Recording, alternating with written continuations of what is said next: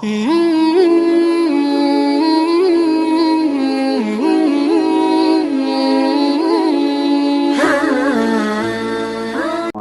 warahmatullahi wabarakatuh.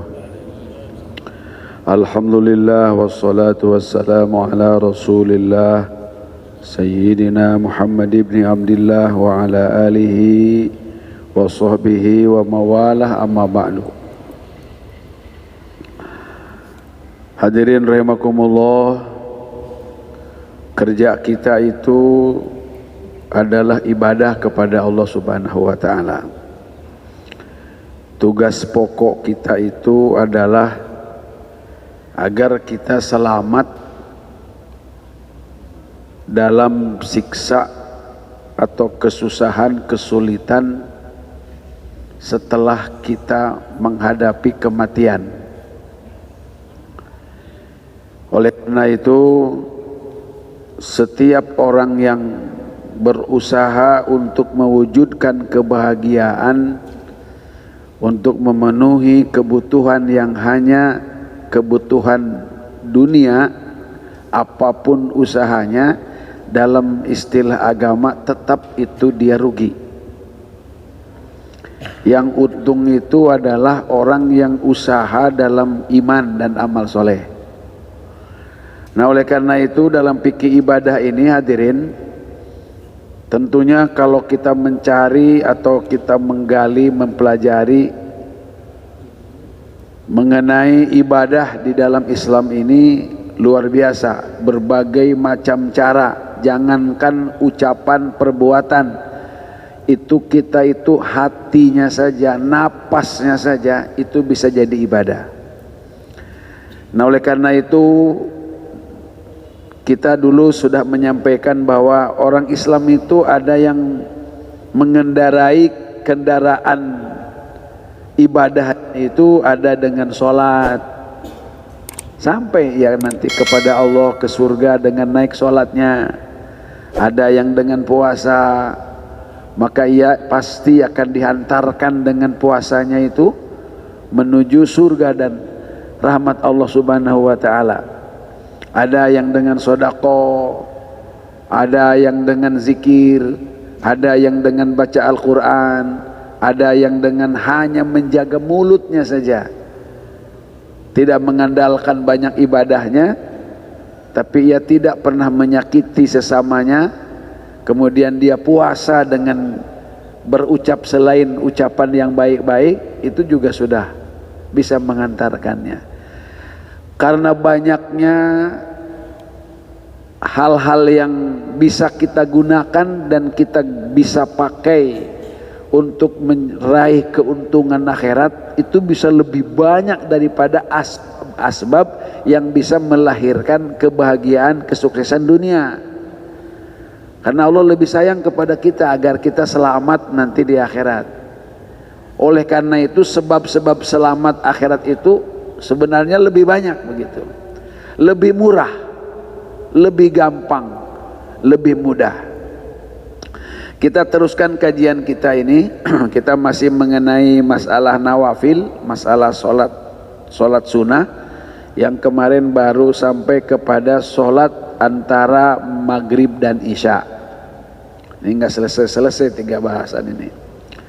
Bismillahirrahmanirrahim. An Abdullah bin Mas'ud radhiyallahu anhu qala ma uhsi ma sami'tu Rasulullah sallallahu alaihi wasallam yaqra'u fi rak'ataini qabla al-fajri wa rak'ataini ba'da al-maghribi biqul ya ayyuhal kafirun wa qul huwallahu ahad.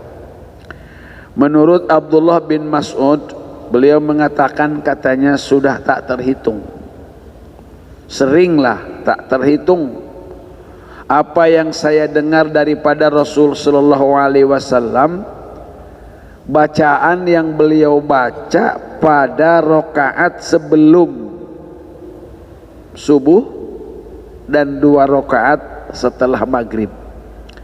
Yang dibaca oleh beliau itu adalah Qul ya ayyuhal kafirun dan Qul huwallahu ahad. Jadi bapak-bapak yang sekarang kita ini ingin kita itu lebih-lebih meyakinkan hati kita, mengilmui amal kita, agar kita ini dekat dengan amal Rasul Sallallahu Alaihi Wasallam. Jadi kita cari gitu ya, amalan-amalan yang dijaga oleh Rasul Sallallahu Alaihi Wasallam, yang dilaksanakan oleh para sahabat. Kita tidak usah nyari-nyari yang lain lah. Apa yang diamalkan oleh sahabat, apa yang diamalkan oleh Rasul Sallallahu Alaihi Wasallam luar biasa.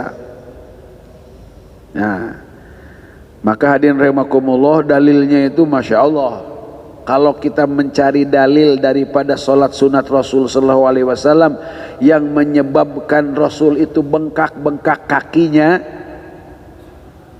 ini sudah susah kita lakukan, gitu ya.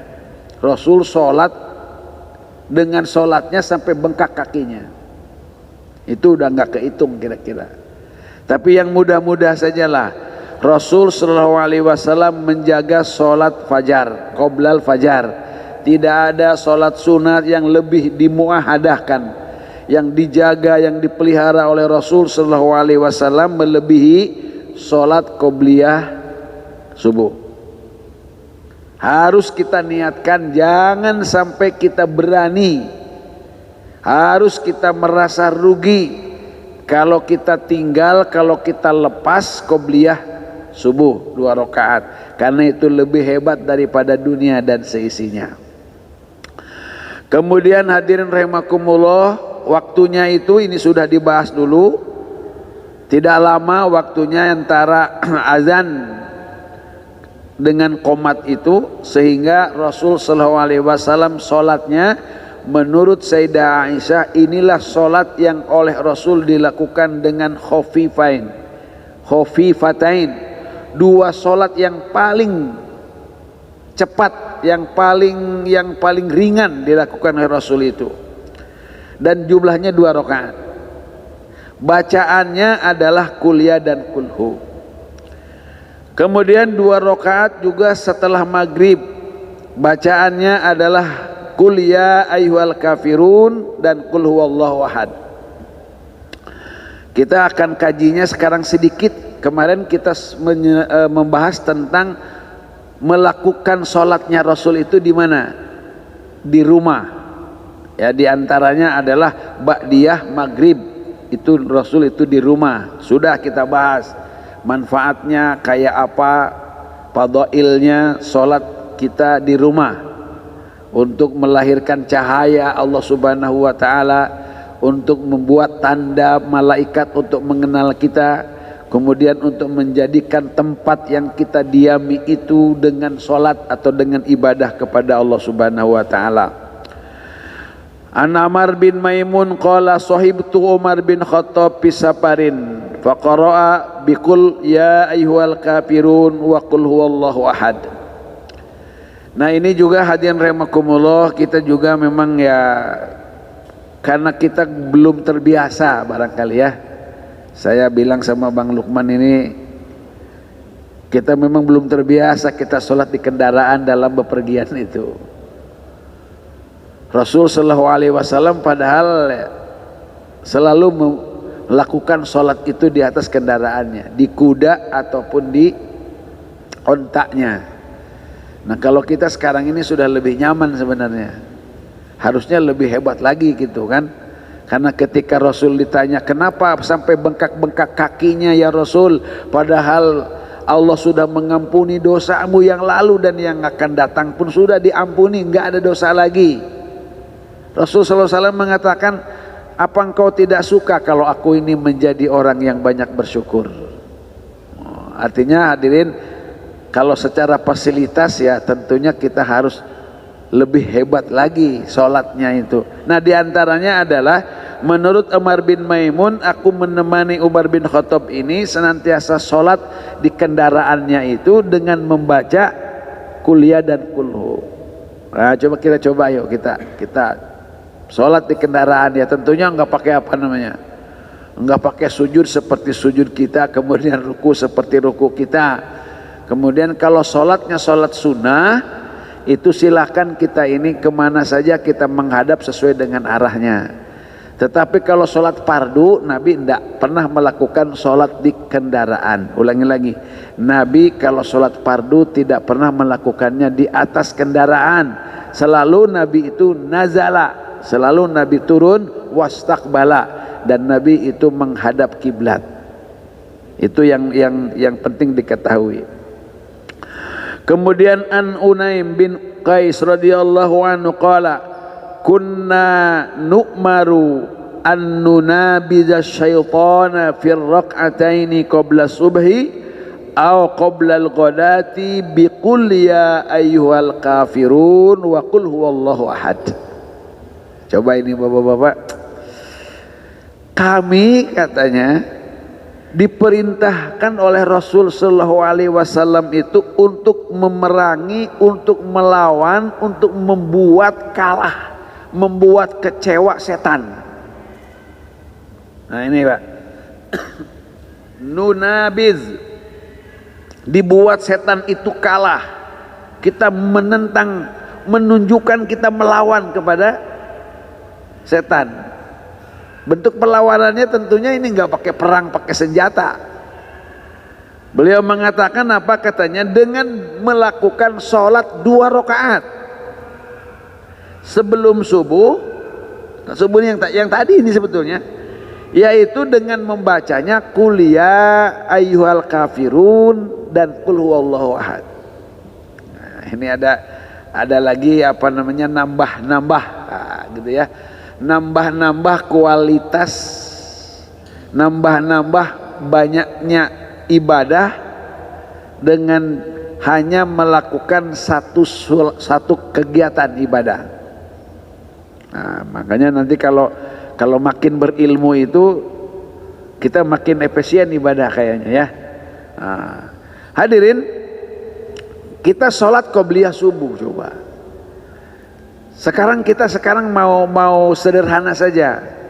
Kita mengatakan pokoknya saya sholat qobliyah subuh aja. Tetapi hadirin rahimakumullah, ketika Rasul sallallahu alaihi wasallam itu menyebutkannya, kemudian melakukannya, memujinya, dan juga menyebutkan ada kaifiat lainnya, maka ini tentunya harus kita ketahui dan kita bisa meniatkan itu. Contoh misalkan, kalau misalkan kita bilang bahwa kita dengan sholat sunnah itu kita akan mendapatkan kebaikan dunia akhirat, maka dengan sholat itu kita itu memohon agar kita memperoleh kebaikan dunia akhirat. Ketika kita dengan sholat itu, dengan disebutkan 2 rakaatnya, disebutkan waktunya, disebutkan bacaannya, ini untuk memerangi setan. Nah, maka ya kita sekarang dengan niat itu kita memerangi setan. Karena hadirin rahimakumullah, kita ini tanpa ada bantuan Allah Subhanahu wa taala, tanpa ada maunah Allah untuk memerangi nafsu kita, memerangi setan kita, kemudian untuk melakukan satu amalan kebaikan, tanpa pertolongan Allah kita nggak bakal bisa. Nggak bakal bisa, Pak. Coba aja kita sekarang ini niatnya, kita kan niatnya baik. Kita ini kalau kita duduk, kita jangan ngaji lah, duduk aja kita zikir sampai nanti kita isyraq itu mendapat haji yang sempurna. Ini kalau kita nggak ditolong sama Allah ngantuk, Pak. Ngantuk, ngaji juga ngantuk, Pak. Siapa yang bisa melawan ngantuk, Pak? Susah, Pak, kalau nggak pakai pertolongan Allah Subhanahu wa taala. Kita sholat aja husunya, ya Allah, kita ngingetin ya, tadi kita baca Robik Pilih enggak, kita baca tahiyat enggak, kita bacaan-bacaan sholat kita ini bisa semuanya dilakukan enggak sama kita ini? Kayaknya tanpa pertolongan Allah kita enggak bisa juga itu. Ya Allah, Allahumma a'inni ala zikrika wa syukrika wa husni ibadatik. Syukur kita juga enggak bisa tanpa bantuan Allah. Kita berbaik-baik melaksanakan ibadah tanpa pertolongan Allah kita juga nggak bisa. Ya Rabbana ya Karim. Agak susah hadirin. Nah, makanya oleh karena itu hadirin, di antaranya untuk mendatangkan maunah Allah, nusrah Allah, yang biasanya nusrah itu adalah nusrah Allah itu melalui para malaikat. Ada dalam pertolongan Allah dalam perang Badar aja itu ada malaikat munzalin, ada malaikat musawimin, ada malaikat murdapin, ada nanti namanya disebut malaikat sayyahin. Banyaklah malaikat, ada malaikat hafazo, ada malaikat kiroman, ada malaikat katibin, dan macam-macam yang menjaga memelihara kita ini. Dan memang banyak sekali diterangkan itu, kita baca ayat kursi maka Allah akan mengutus hafizo. Hafizo itu malaikat katanya, yang membangunkan kita, 5 malaikat yang membangunkan kita. Itu kalau sudah ditolong oleh Allah Subhanahu wa taala, Pak, kita walaupun tidur jam 2, Pak, walaupun tidur jam 2, jam 3 itu mesti bangun. Mesti bangun. Dan ajibnya kalau sudah kita ini punya pertolongan maunah Allah, itu maunah namanya, itu kita mau tidur juga nggak bisa, Pak. Itu ajibnya, kecenderungan dirinya. Apalagi kalau sudah dikasih oleh Allah nikmatnya ibadah, wah ini tidak ada anugerah yang paling hebat. Bukan hanya dikasih kekuatan oleh Allah kita untuk bisa melaksanakan ibadah, tapi Allah sudah mengasihkan kepada kita itu nikmat dalam melaksanakan ibadah. Ini setan ini kan luar biasa. Jadi selama kita ini masih banyak setannya dalam diri kita ini, ya udah, itu memang agak berat. Kemarin kita bilang, kalau kita sampai tidak bisa melaksanakan sholat malam, ingat, fa'lam annaka qad kabalat ka khoti'atuk, itu pasti kalian itu sudah dibelit oleh dosa dan kesalahan kita. Dan kita tidak tahu kalau sampai tidak mendengar azan, tidak mendengar panggilan Allah Subhanahu wa taala. Nabi katakan, kita ini dikencingi kuping kita ini dengan setan. Dikencingi setan kuping kita itu. Nah, jadi hadirin rahimakumullah, coba sholat tahiyat aja kan pada begini kita tahiyat. Ya Allah, pada begitu sholat kita itu kan berat, emang berat. Emang perjuangan, Pak. Kata Imam Maliki, Pak, perjuangan yang selain perang itu yang dilakukan oleh orang pada masa damai adalah perang ketika kita mencari ilmu, Pak. Ini perang kita ini. Dikiranya kita bukan perang, coba ya. Perang kita melawan ngantuk, ini perang ini. Iya, dan perang ngantuk ini kebanyakan dari setan katanya kan gitu kan. Ya Allah, yuk coba kita bilang, diperintah oleh Rasul Shallallahu Alaihi Wasallam kita ini untuk memerangi setan dengan cara sholat 2 rakaat sebelum subuh, bacaannya kul ya kulhu. Yuk perang. Cobain yuk, cobain kita niat sekalian kita memerangi setan yang ada dalam diri kita, untuk punya kegiatan, kemampuan kita melaksanakan ibadah yang akan kita lakukan setelah itu,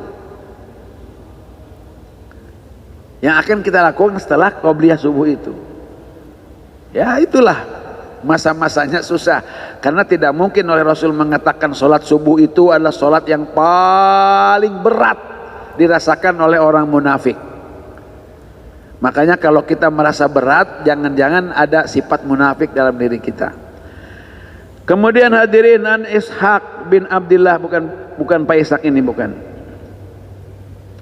An Abi an jadi qala Rasulullah sallallahu alaihi wasallam, man shalla raqataini yaqra'u fi kulli raqatin bi ummil kitab wa sittin mirarin kul huwallahu ahad yuhsinu ruku'ahuma wa sujudahuma banallahu azza wa jalla law qasran min lu'lu'in bayda ala amudin min yakutin ahmar. Siapa orang yang melaksanakan sholat 2 rakaat, kapan aja sholat 2 rakaat, setiap rakaatnya itu 1 membaca Fatihah, udah pasti itu mah ya, tidak ada sholat itu tanpa disebut sholat kalau tidak baca Fatihah. Kemudian membaca 6 kali kulhu, 6 kali, baca 6 kali kulhu. Kemudian baguskan rukunya, yuhsinu ruku'ahuma. Ini kan harus belajar ini, Pak. Kita harus belajar kaifiat sholat. Makanya jangan bosan kita memperbaiki sholat kita ini. Ada namanya daurah, ada namanya kita pelatihan, harus. Karena harus diingatkan lagi Wasujudahuma, dan juga memperbagus sujudnya. Ini ada ruku, ada sujud yang memang yang disebutkan oleh Allah dalam Quran itu untuk menyebutkan sholat itu rukka, ruku, kemudian sajidin, sujud, sujud, min asaris sujud, makanya disebut 2 rakaat atau disebut sajdah, itu namanya sholat sebutnya. Atau juga disebutnya sholat itu adalah qiraah. Wa Qur'an al-fajr, itu Qur'an al-fajr, bacaan fajar itu adalah sholat. Nah jadi ruku, sujud, kemudian kita membaca, bacaannya adalah Fatihah. Ini sholat sunat Pak ya, 2 rakaat. Mangga sholat apa aja namanya, kapan aja, mau di duha, mau di isyraq, nanti mau di hajat, mau khusus sholat ini ya nggak apa-apa, silakan. Jangan membatasi, kok aneh amat sih orang itu, kan aneh amat. Kok sampai nggak sholat, Nabi juga nggak sholat, Masya Allah. Abad ya. Baik hadirin, siapa yang sholat 2 rakaat kemudian membaca setiap rakaatnya umul kitab, Fatihah, wasitin mirar, kul huwallahu ahad 6 kali, niat amal insya Allah ya. Banallahu azza wa jalla lahu qasran min lu'lu'in bayda'a ala amudi min yaqutin ahmar. Allah akan bangunkan baginya rumah atau istana di surga dari lu'lu bayda, dari lu'lu putih, yang tiang-tiangnya pun dari yakut ahmar. Ya Allah, itu mah apa namanya, doib kali, Masya Allah. Bapak doib gitu ya.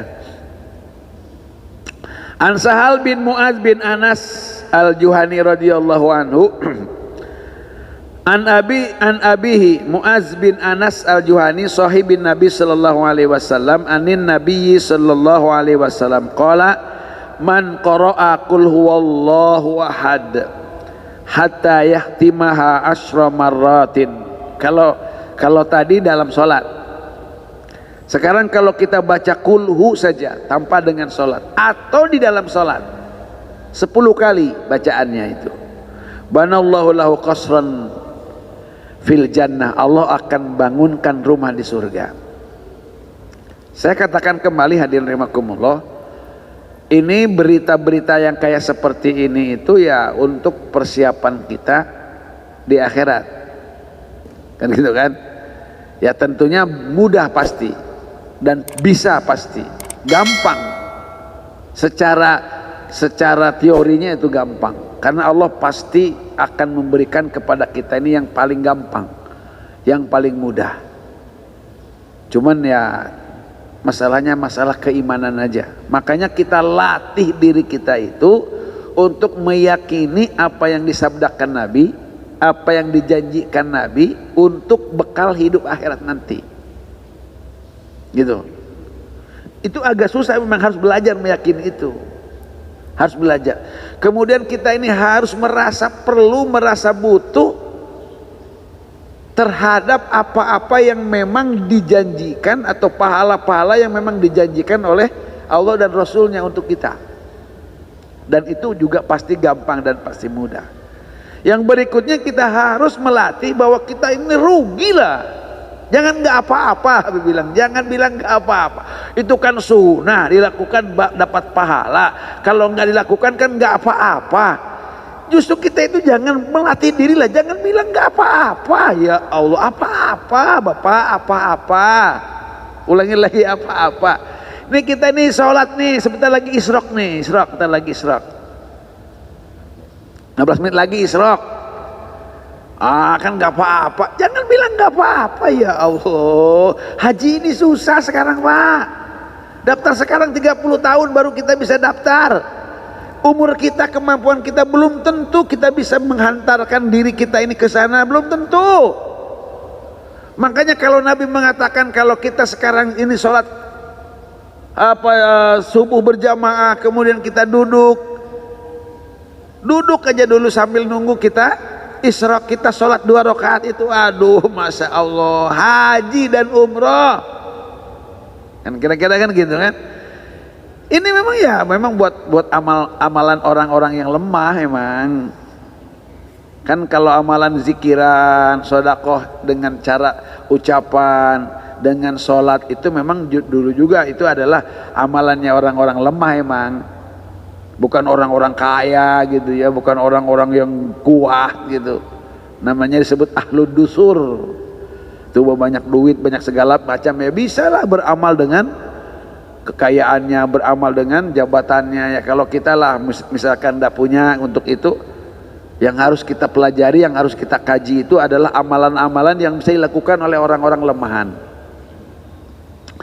Siapa yang membaca kulhu 10 kali itu akan dikasih oleh Allah rumah. Faqala Umar ibn Khattab, idzan nastakthir ya Rasulullah. Faqala Rasulullah sallallahu alaihi wasallam, Allahu aksar wa atyab. Ini sudah. Kata Sayyidina Umar, katanya, ya Rasul, gimana kalau kita perbanyak? Perbanyaknya ini dua kemungkinan. Perbanyak yang dimaksud itu perbanyak baca kulhunya yang ditanyakan itu, atau perbanyak rumah di surga, yang seolah-olah ini kalau kita lihat di sini ini dapat rumah itu satu paketnya itu kulhu berapa kali? 10 kali. Baca kulhu 10 kali. Satu paket itu dapat rumah. Pertanyaan Umar ini, ya Rasul, gimana kalau kita memperbanyak itu, memperbanyak baca kulhunya atau memperbanyak rumah? Ya silakan, dua kemungkinan. Nabi katakan Allahu aksar wa atyab. Allah akan memberikannya lebih banyak lagi dan lebih baik lagi. Nah, inilah nanti kata-kata yang kayak seperti ini, Allahu aksar wa atyab, yang Rasul sabdakan kepada sholat atau dengan zikir atau dengan memandang orang tua yang kemarin sudah saya sampaikan. Ini artinya memperbanyak ibadah itu bukanlah bid'ah. Ulangi lagi, memperbanyak ibadah itu bukanlah bid'ah. Kecuali kalau kita nambah-nambah sholat zuhur misalkan menjadi 3 rakaat gitu kan, itu ya iyalah. Kalau begitu ya jelas. Kemudian hadirin rahimakumullah, hadatsana Abdullah bin Yazid radhiyallahu an hadatsana Haywa qala akhbarani Abu Aqil annahu sami'a Sa'id bin Musayyib yaqulu inna nabiyya sallallahu alaihi wasallam man qara'a qul huwallahu ahad asra marratin bunya lahu biaqasun fil jannah wa man qara'a isrina marra bunya lahu qasrani fil jannah wa man qara'a salasina marra bunya lahu salasatu qusurin fil jannah. Nah, ini yang menjawab pertanyaan daripada Umar tadi. Ternyata ada lagi hadis Rasulullah SAW yang mengatakan kalau 10 dapat 1 rumah, kalau 20 dapat 2 rumah, kalau 30 dapat 3 rumah. Nah, ini berarti pertanyaan Sayyidina Umar tadi diantaranya memperbanyak ini berarti memperbanyak rumah. Gimana kalau kami ingin memperbanyak rumah di surga? Boleh buat kontrakan kali Bang. Takut nanti ada yang di sana kurang rumah gitu untuk untuk al-qadar jalan-jalan lah gitu kan. Kan nanti di sana juga ada puncaknya Pak di surga itu. Kita perlu villa gitu ya. Villa kosong gitu kan. Iya. Bagaimana kalau untuk memperbanyak rumah itu? Adalah kita juga punya kecenderungan rumahnya tidak ingin 1 atau ingin 2, ingin 3. Ada dalam hati kita ini juga. Kan seperti itulah salah satu kenikmatan dan kepuasan Allah memberikan kepada manusia itu. Kita kan nggak cukup kendaraan 1, pengen banyak kendaraan kita. Ya kan? Kita ada yang nggak cukup dengan rumah 1. Ada di antara juga ada yang nggak cukup dengan istri 1. Lah ada ya kan, ada ya itu namanya. Dan memang itu yang biasa dijanjikan dengan kenikmatan surga. Ya kan? Iya. Bidadari gitu kan. Rumah, nanti ada tanaman-tanaman surga kan gitu, memang begitu. Kendaraan-kendaraan surga. Ya memang Kadang-kadang ya untuk ibadah hanya untuk mengandalkan kecintaan, ketundukan, kadang-kadang memang nggak kena kita ini. Tapi Allah Subhanahu wa taala Maha tahu lah, kita ini memang kadang-kadang dirangsangnya dengan nafsu gitu. Bagi orang yang sudah cintanya luar biasa, itu kata-katanya lain. Ya Allah, seandainya aku ibadah ini karena surga, tolong kau hancurkan surga itu. Membuat aku ini tidak khusyuk ibaratnya dengan surga itu. Kan hebat kalau yang seperti itu, kelasnya udah lain. Tapi kan ada di antara kita ini kelasnya ini memang orang sudah bilang kudu dibebenjokkeun. Nah, kalau kata bahasa Bang Rusliman, dibebenjokkeun. Kadang-kadang yang harus harus disampaikan dengan cara menyampaikan berita-berita itu. Allah karim. An Anas bin Malik radhiyallahu an sahiban Nabi sallallahu alaihi wasallam haddatsahu anna Rasulullah sallallahu alaihi wasallam sa'ala rajulan min sahabatihi faqala ay fulan hal tazawwajta qala la wa laysa indi ma atazawwaju bihi qala alaysa ma'aka qul huwallahu ahad qala bala qala rukul Quran. Ini Sayyidina Anas bin Malik radhiyallahu an menemani Rasul sallallahu alaihi wasallam, kemudian dia bercerita. Rasul sallallahu alaihi wasallam bertanya kepada seseorang lelaki daripada sahabatnya, ditanya Rasul sallallahu alaihi wasallam, fulan, sini. Tazawwajta? Sudah nikah belum?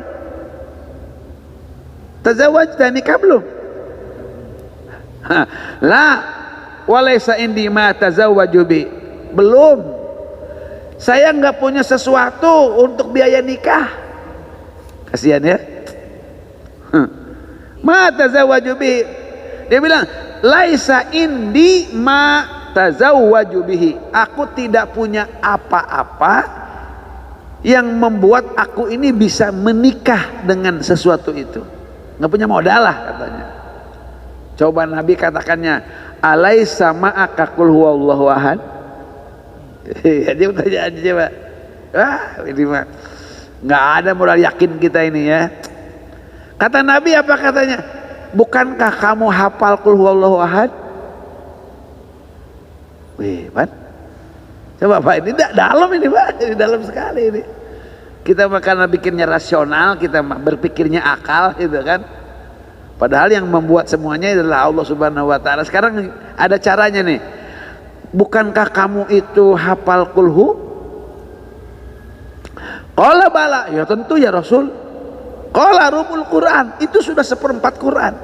Nah ini yang Ustaz Rusli bilang, katakan 1/4 Quran. Berarti kalau 4 kali Quran, 4 kali kulhu berarti. Tuh kan ada dalilnya 4 baca Quran, baca kulhu 4, ada yang baca kulhu itu ada 6, ada yang baca kulhu itu 3, ini ada 1/3 katanya. Ini 1/4. Kemudian alai sama kuliah ayyuhal kafirun. Nabi tanya lagi, kamu hafal nggak kuliah ayyuhal kafirun? Kata orang itu, hafal ya Rasul. Itu pun rubul Quran. Kamu hafal iza zulzilatil ardu zilzalaha? Hafal? Hafal. Itu juga 1/4 Quran. Nabi bilang begitu. Kamu hafal lagi iza jaa nasrul? Hafal? Hafal. Itu juga rukun Quran. Alaisa maka ayatul kursi? Apa kamu juga hafal ayat kursi? Ya. Kata Nabi, qala rukul Quran, qala tazawwaj. Tazawwaj. Tazawwaj. Ini hadis Imam Ahmad ini. Dalam Musnad Ahmad ini disebutkan hadis ini. Bapak-bapak, baca kulhu, baca kuliah, baca izazul 4 kali ya. Kemudian baca iza jaa nasrullah an-nasr dan baca ayat kursi 5. Mau diuji? Buat apa Bapak Ibu? Buat nikah lagi maksudnya? Buat nikah lagi, hadirin. Memang ajib ini ya. Kira-kira ini panjang ceritanya ini. Ini amalan-amalan kayak saya seperti ini, Bapak-bapak hadirin rahimakumullah. Kalau kita datang kepada seseorang kemudian kita disuruh ngamalkan sesuatu, kita punya yakin itu Pak, itu berhasil Pak. Ya, berhasil tuh dengan toriko, dengan suluk, dengan hikmah, dengan apa saja itu kita bisa berhasil. Tapi Bapak ngamal itu belum tentu dapat pahala di akhirat. Paham belum? Belum tentu, walaupun berhasil. Tapi kalau memang petunjuknya daripada Rasul langsung Pak, garansinya itu pasti berpahala. Sekaligus juga menjadi problem solvingnya. Sebagai solusinya pasti ada. Pasti ada. Dan ini kan yang berkaitan dengan masalah apa namanya, masalah kehidupan dunia Pak. An Jarir bin Abdillah radhiyallahu anhu qala Rasul sallallahu alaihi wasallam, man qara'a qul huwallahu ahad hina yadkhulu manzilahu nafatil faqra an ahli dzalikal manzil wal jiran. Ini dalam Mu'jam Kabir li Tabrani disebutkan, katanya siapa orang yang masuk rumahnya Pak, setiap masuk rumah dia baca qul huwallahu ahad sekali aja, maka itu kulhu itu akan menapikan dia daripada kepakiran, daripada kesusahan. Emang sahabat mah yakin sih dengan amal itu. Kemudian bapak-bapak, memang sahabat-sahabat dulu nggak mau kaya sih Pak, nggak mau kaya. Tapi Abdurrahman bin Auf juga yakin dia itu dengan apa namanya, dengan kekayaan yang dia miliki malah dia ingin miskin. Itu karena kekuatan ini, rohaniah kayak seperti ini, doa Rasul sallallahu alaihi wasallam. Ini kan ajib sekali kan. Nah, kita ini kan mengamalkannya belum. Coba yuk kita amalkan. Masuk rumah baca qul. Kalau kemarin masuk rumah baca ayat kursi. Terus masuk rumah kita sholat 2 rakaat. Itu sudah, kita amalan-amalan rumah itu. Amal-amalan rumah itu. Nah sekarang ini hadirin, ini janjinya ini adalah janji-janji mengenai apa-apa yang berkenaan dengan kebutuhan kita di dunia ini. Adalah kita sekarang usahanya gini. Sekarang saya kasih contoh gini. Kalau Allah itu akan memberikan asbab dunia kepada seseorang, itu kadang-kadang tanpa syarat Pak. Orang itu bisa saja orang menemukan untuk bekal dunia ini nggak perlu lama. Ada yang hanya dengan mengolah sampah misalkan ya, itu bisa dapat kekayaan luar biasa. Hanya selewat bertemu teman, ngobrol, kemudian jadi biong. Benar. Ya artinya dunia ini kalau sudah Allah berikan itu asbab tanpa sebab, dengan sebab atau dengan tanpa sebab bisa. Kalau ahlu supah itu luar biasa, ahlu supah itu. Jabir bin Abdullah misalkan dengan hanya seekor anak kambing saja, dengan hanya sisa bubuk gandum yang dibuat roti oleh istrinya itu bisa memberi makan 1000 orang tentara Khandaq. Apa dengan syarat kata Nabi? Dengan syarat jangan kemana-manain dulu, simpan dulu di periuknya itu. Nabi yang ngolahnya, yang nyimpenin Nabi 1000 orang katanya, 1000 orang. Abu Hurairah dengan hanya semangkok susu bisa memberikan 300 orang minum kenyang, dan susu itu nggak habis. Abu Hurairah punya kantong nih, kantong ajaib, kantong Doraemon. Iya, itu dengan hanya dirogoh, asal jangan bilang apa, jangan apa, ya kasih. Mau dong, ada. Jadi artinya Allah Subhanahu Wa Taala bisa menciptakan asbab rizki itu pakai sebab atau tanpa sebab, dan itu terjadi. Ulangi lagi, kejadian-kejadian yang kayak seperti itu pasti masih berlaku sampai sekarang, pasti. Ulangi lagi, pasti. Dan itu kejadiannya semuanya itu adalah melalui bacaan-bacaan, melalui ibadah-ibadah. Untuk kita ya, untuk kita ini. Nah ini seperti ini. Siapa yang masuk rumah membaca qul huwallahu ahad, maka katanya itu akan larilah nafatil faqr, itu kulhu itu akan menapikan, menghilangkan kefakiran dari dirinya dan keluarganya. Malah bukan itu, wal jiran, dan juga nanti tetangganya pun akan kebagian. Wajib Pak ini Pak ya. An Ismail bin Khalid Al-Khuzai, satu lagi. Anna Muhammad bin Jubair bin Mut'im sami'a Jubair bin Mut'im wa huwa yaqul qala li Rasulullah sallallahu alaihi wasallam atuhibbu ya Jubair idza kharajta safaran an takuna min amsali ashabika syai'a wa aksarihim zada. Bisa enggak katanya, kamu Jubair, kalau kamu keluar bepergian, kamu nanti menjadi orang yang paling hebat di antara sahabat-sahabat kalian. Kemudian yang paling banyak nanti modal atau bekalnya. Qultu na'am bi abi anta wa ummi, tentu ya Rasul sallallahu alaihi wasallam, demi ibuku bapakku sebagai tebusannya. Faqra haji suar al-khams, qul ya ayyuhal kafirun, wa idza jaa nasrullahi wal fathu, wa qul huwallahu ahad, wa qul a'udzu birabbil falaq, wa qul a'udzu birabbin nas, waftah kulla suratin bi bismillahirrahmanirrahim. Qala Jubair kuntu ghaniyan kasiral mali, aku menjadi orang yang kaya, yang banyak harta. Fakuntu akhruju ma'aman sya'allahu an akhraja mahum fi safarin, dan ini adalah dilakukannya selalu dalam bepergian atau perjalanan, terutama perjalanan bisnis nih Pak Ishak. Kalau kerja ini contoh ini. Kalau kita naik mobil kemudian kita mau bepergian, ini wasiat Rasul sallallahu alaihi wasallam. Mau nggak kalian banyak duitnya, banyak hartanya? Tuh kan itu kan nggak apa namanya, nggak aib kan lah. Banyak duit nggak apa-apa kita. Mau nggak?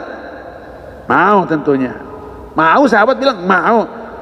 Modalnya bukan dicarikan modal begini-begini, modalnya itu ajib nggak? Modalnya baca 5 surat. Setiap surat itu harus pakai bismillah. Apa itu yang dibaca itu? Yaitu qul ya ayyuhal kafirun, idza jaa nasrullah, kemudian qul huwallah, kemudian qul a'udzu birabbil falaq, qul a'udzu birabbin nas. Itu aja. Qul ya, idza jaa, qul hu, falaq, annas. Yuk, naik kendaraan. Kalau mau bepergian, kita niat amal. Ya, kita niat amal. Niatnya zikir aja dulu, Pak. Ya kan? Wah, saya nanti udah ngamal ini kok nggak ada juga. Jangan begitu. Ini berapa lama kita? Bapak sekarang kalau Bapak usaha kerja baru 1 bulan, apa bisa beli rumah?